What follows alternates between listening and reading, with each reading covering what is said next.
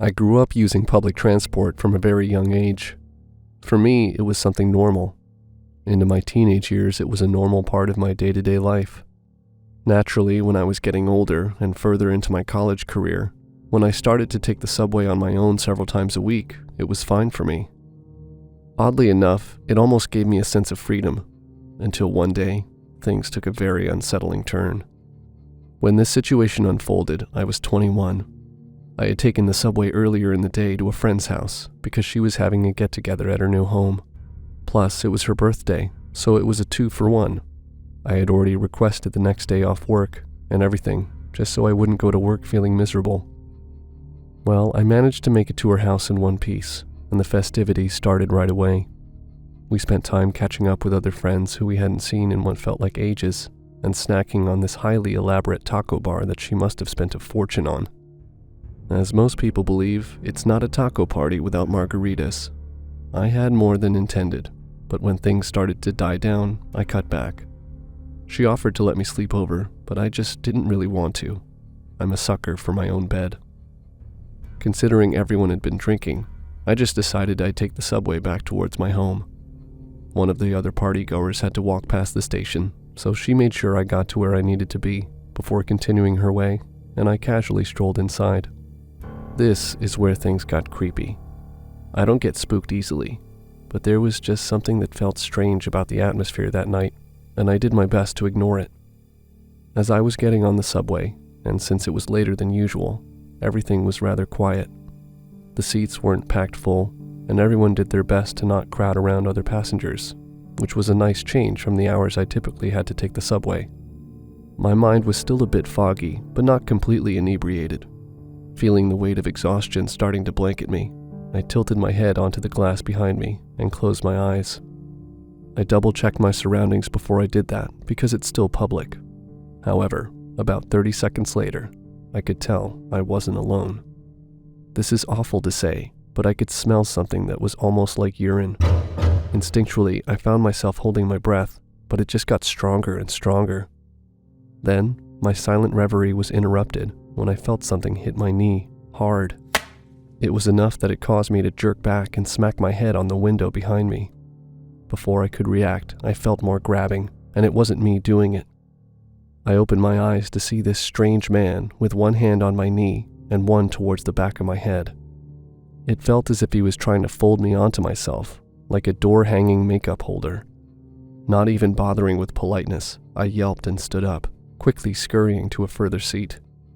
Still, his hands stayed stuck as if they were still on me. As I sat down, I could still feel him staring. I didn't feel comfortable enough to zone back out, so instead, I stared blankly ahead, awaiting my stop. Now that I could finally get a clearer picture, I noticed the man wasn't old. He was maybe in his early 40s. His hands were caked in dirt and grime. His clothes were soiled and dingy. Even his face had smudges on it. I tried to sit there and ignore him. I didn't want to acknowledge him anymore. He left me with this super unsettled feeling. My plan didn't work, to my chagrin. I heard him clearing his throat, and when I cut my eyes his way, he held his hand up and did this wave where he put his fingers down one by one while he was hunched forward just a tad. I'm sure my face gave me away, but he didn't seem to notice. "Hey there, aren't you just the cutest little baby there is?" I felt my stomach turn, almost like I took a sip of spoiled milk. The words were stuck in my throat, and if I'm being honest, I didn't want to respond. "I'm talking to you, hey!" His temperament changed so fast. He slapped the window beside him. His face went beet red, and it was enough that you could see it through the grime that caked his skin. I twisted my face around, and it was such a relief to see that my stop was literally right there. I had maintained peace long enough that I could escape the little tube that was now stifling me. I braced for the stop and looked like a runner ready to bolt. As soon as the door slid open, I grabbed my bag and fled into the dark and cold night. It wasn't until I was completely out in the open that I heard footsteps approaching behind me, quickly. It sounded like they were trying to jog to keep pace with me. When I turned, I saw the creepy old man from the subway indeed nearly jogging my way. I tried to pick up the speed and watch him, all while not running into anything in front of me, but it wasn't easy. He kept pace pretty good, considering how stiff he had been on the subway. I kept running, and he started to shout extremely inappropriate words my way. I did my best to block them out, focus on running, and get away. He continued to scream at me from behind, and I could feel my own energy reserves starting to run down rapidly. I willed myself to keep going. Then it happened. My shoe got stuck, and I saw the ground coming at my face rapidly. I flung my arms out in front of me to try and break my fall, and when I hit, it knocked the wind out of me. I quickly flipped onto my back and watched as this stranger did this strange limping run right up to me. Before I could even scream, the man was struck with such a force he flew sideways. When I managed to sit up straight, 2 other people came running my way, both women. They held out their hands to help me up. The force that hit the man was one of their husbands, football tackling him. As we all waited around for the police, I found out that they had had a run-in with him before too. He was known to do this type of thing. I just didn't take the subway at this time usually, so I never saw him. When they saw him take off after me, they decided to intervene. They claimed he's never caught up to anyone, but they didn't want to know what happened if he did. Needless to say, he was put into a cruiser and removed. I haven't ridden the subway at night since though. Lesson learned. When I was a teen, my family just couldn't afford a car. I had a brother in the ICU and a baby sister who was born deaf. Suffice to say, we were broke. So as soon as I was physically able, I started working to try and help out, and to get to and from my job, I had no other option but to take the bus. Now, at that time, I didn't care about taking the bus that much. Yes, it was kind of humiliating seeing my friends getting their cars and learning to drive, while I had to waste almost an entire hour waiting for some middle-aged fat dude to roll by in the Junkie Express, but I could at least find some pride in the fact that doing it made my parents' life easier. Getting to work wasn't that bad anyway. It was fine, if not a little too loud. It was getting back from work that was a problem. I had to take 2 buses, and the second one was the last to run that route for the day. If I missed it, I would have to walk 1.5 miles to get an alternative bus that would leave me 0.5 mile away from home instead of just a couple of yards. When that happened, it meant that I wouldn't get home before midnight and that I would have to ride with actual meth heads. It was awful, and I avoided it like the plague. Nevertheless, it happened. I was a teen and mistakes were made. I sometimes screwed up and had to stay late and help clean something up, or just got carried over talking with some work colleagues after the shift was over. And it was in one of those times that I met Harry. Now, at first glance, Harry wasn't special.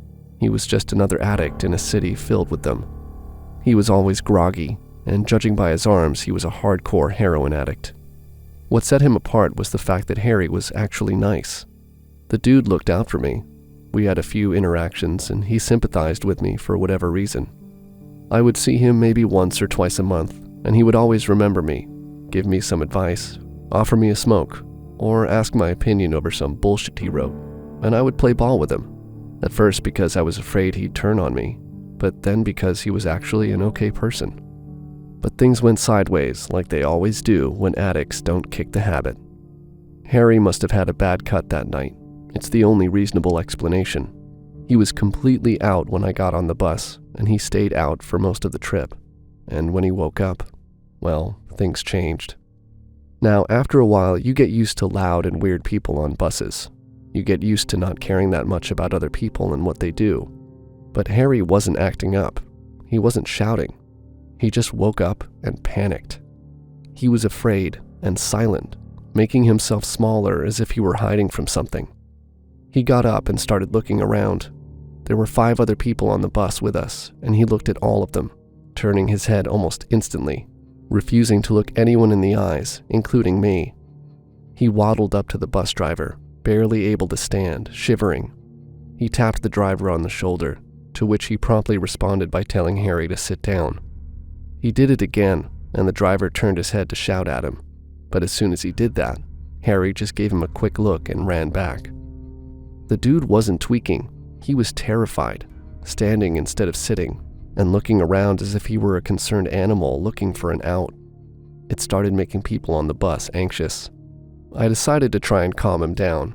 It was stupid, but I felt like I was the only person there he would listen to, that we were buddies, It was a big mistake.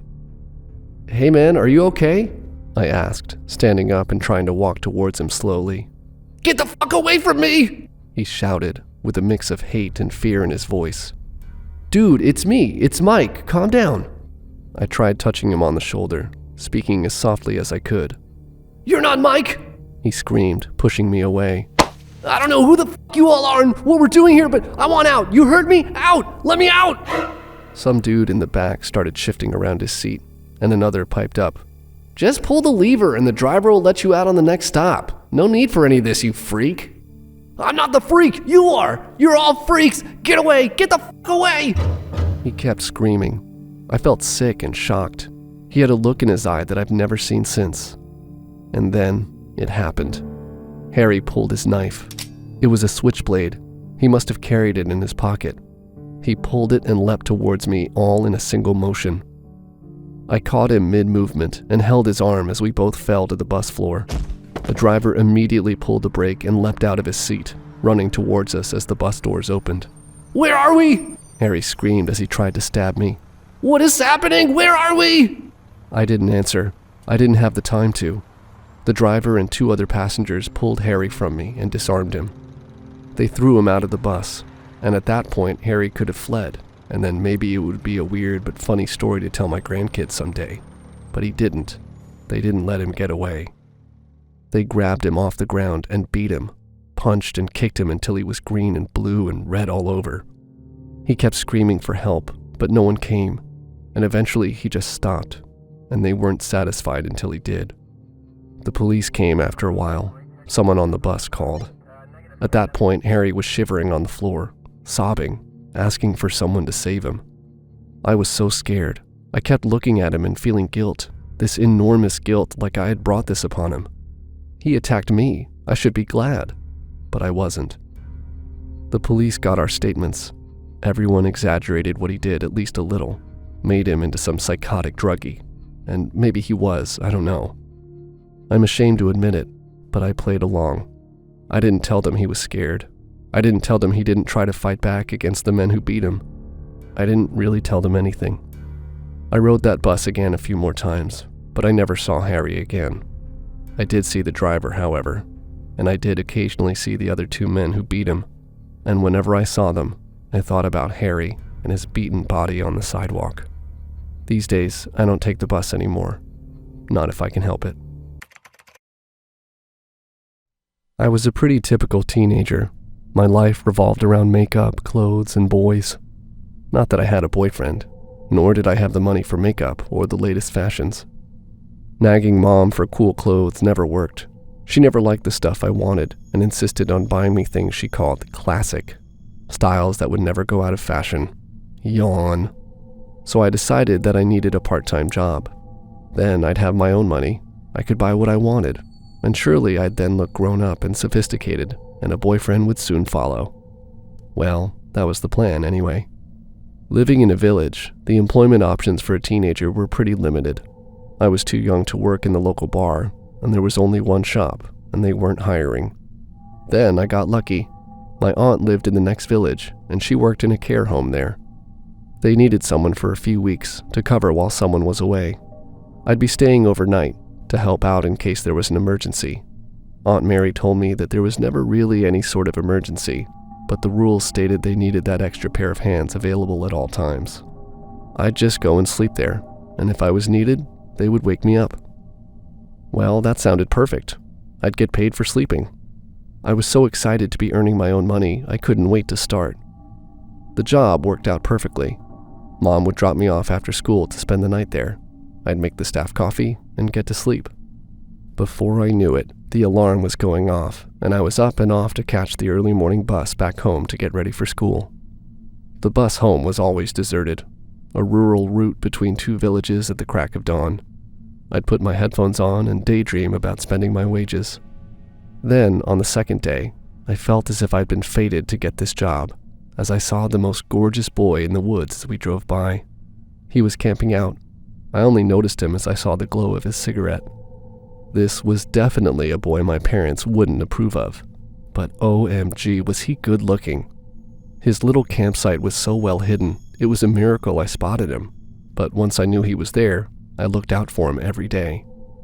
I couldn't get this boy out of my mind. The next day when I passed him, I'm sure our eyes locked together. I felt like it was love at first sight. He had the most beautiful eyes, deep and dark, so romantic.